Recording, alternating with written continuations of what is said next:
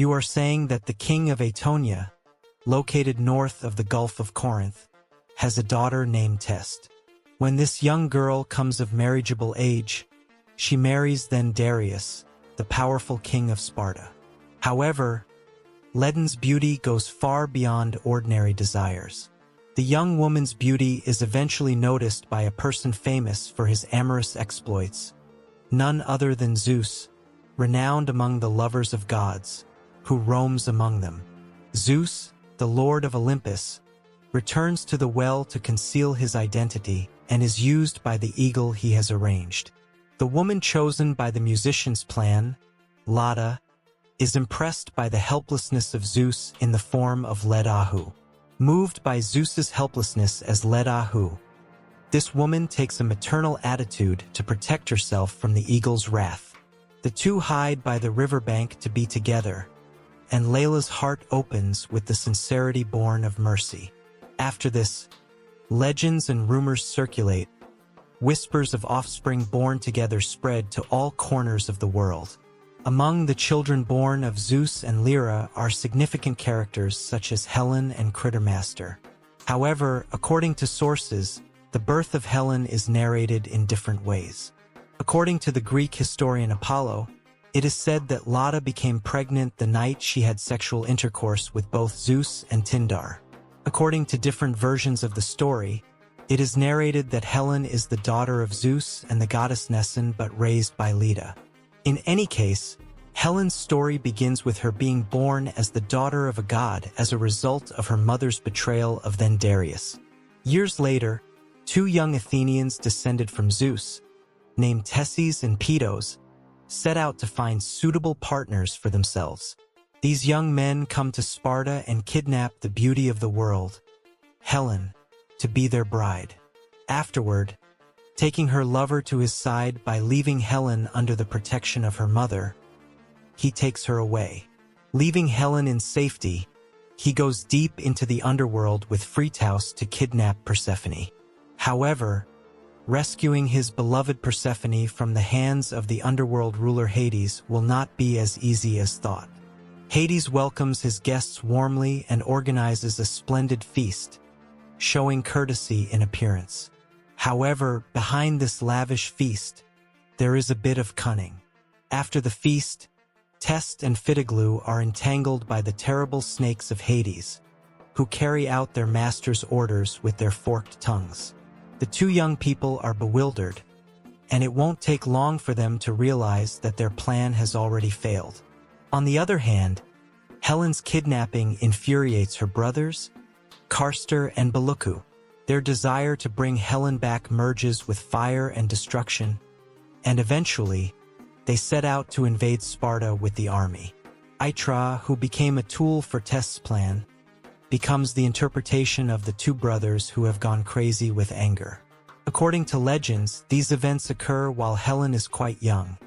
Some sources say she is 7 years old.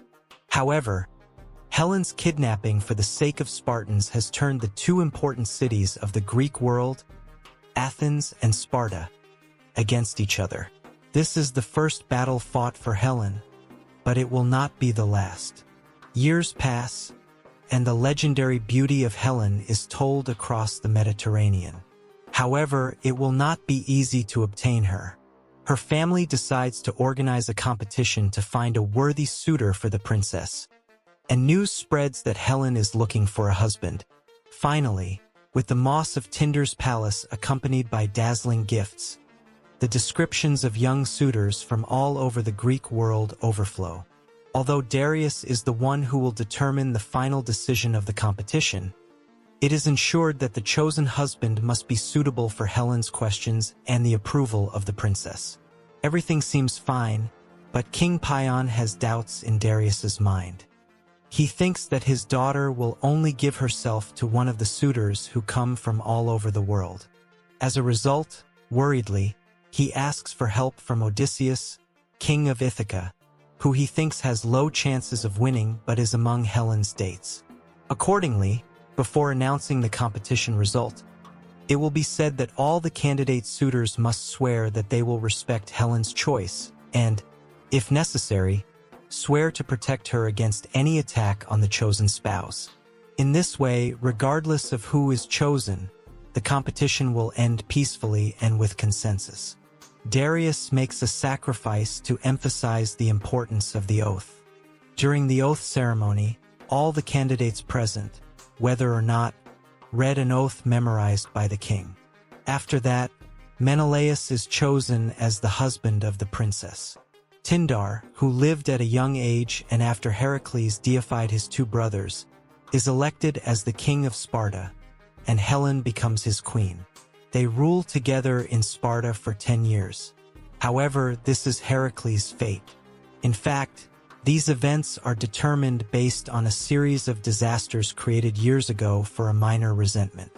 Peleus, a famous warrior, decides to marry a cute sea nymph named Thetis with a magnificent wedding. All kings, queens, and immortals of Mount Olympus are invited to this splendid wedding. However, one person sends neither news nor invitation about the wedding. This is due to Eris, the goddess of strife, being excluded from the guest list. However, this situation does not prevent the insidious goddess from entering the palace where the wedding is held secretly.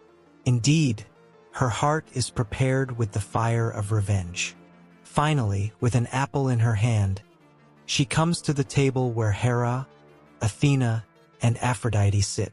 Placing the apple in the middle of the table, she says, "This apple is for the fairest," ensuring the determination of the person who will choose the most beautiful goddess. With these words, the first spark of the divine fight that will emerge in the call of the three goddesses ignites. Zeus does not want to take sides in this fight. Therefore, his son Heracles takes the apple and, by saying that a shepherd on the mountain will make the choice, sends them with Hermes. At that moment, Paris, a young shepherd grazing his herds on the highest peak of Mount Gargaros, while Hermes and the three beautiful goddesses come to visit him. Hermes, the messenger of the gods, approaches Paris gently and asks him to make a choice by leaving the apple in his graceful fingers. But for Paris, making this difficult choice is not easy. Finally, he decides to divide the apple into 3 pieces so that each goddess has a piece of apple in his hand. However, Hermes rejects this proposal with great anger and tells the young man that Zeus's order must be fulfilled. At this point, while Paris struggles with indecision, the goddesses begin to promise the young man. Firstly, Hera promises him that she will make him the ruler of all Asian Huns and the richest man in the universe if he chooses her, displaying her magnificent body. Then it is Athena's turn, and she promises Paris that if he hands her the apple, she will make him a commander who triumphs in all the wars he enters and the wisest man on earth. However, these are not enough for Paris. Finally, it is Aphrodite's turn, and the beautiful goddess promises Paris that she will make him the most passionate woman, just like herself. The story continues with the agreement reached with Paris's offer and the selection of Aphrodite as the winner of the competition. Unhappy with this choice, Hera and Athena plan how Troy will be destroyed. Paris comes to Greece by jumping from interest to interest and becomes the guest of King Menelaus of Sparta.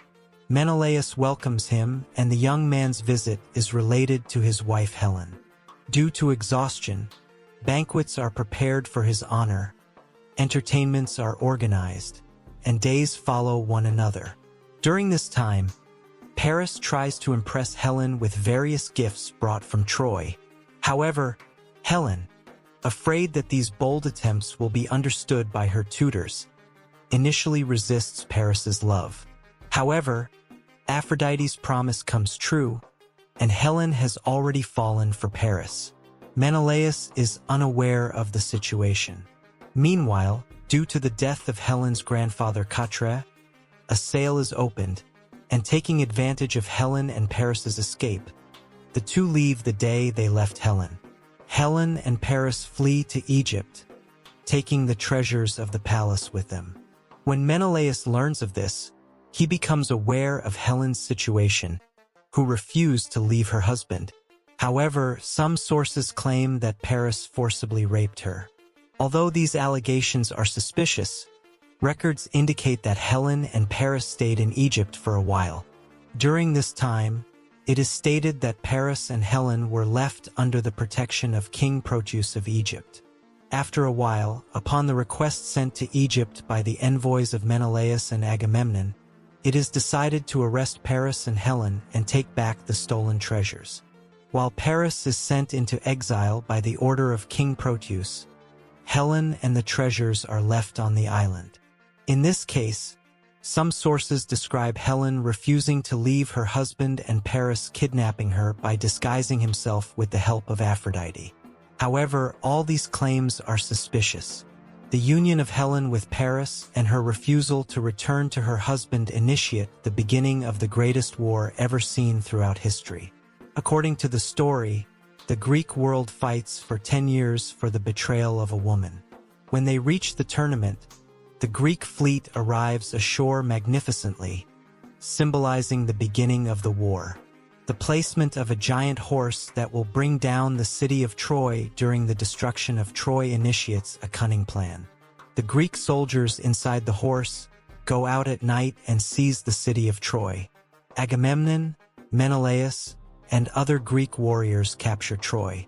However, Menelaus, full of anger, thinks about Helen's betrayal. However, when he tries to find and kill Helen during the destruction of Troy, he realizes that all his hatred is baseless when he sees the woman he loves. However, at this point, classical versions of the story say that the two lived a happy life afterward. Menelaus returns to Sparta with Helen and the spoils. However, in some depictions, Greeks who think that Helen must be punished draw on Attic vases depicting her being threatened by Menelaus and running away. This points to a perspective that deals with Helen's post-war life.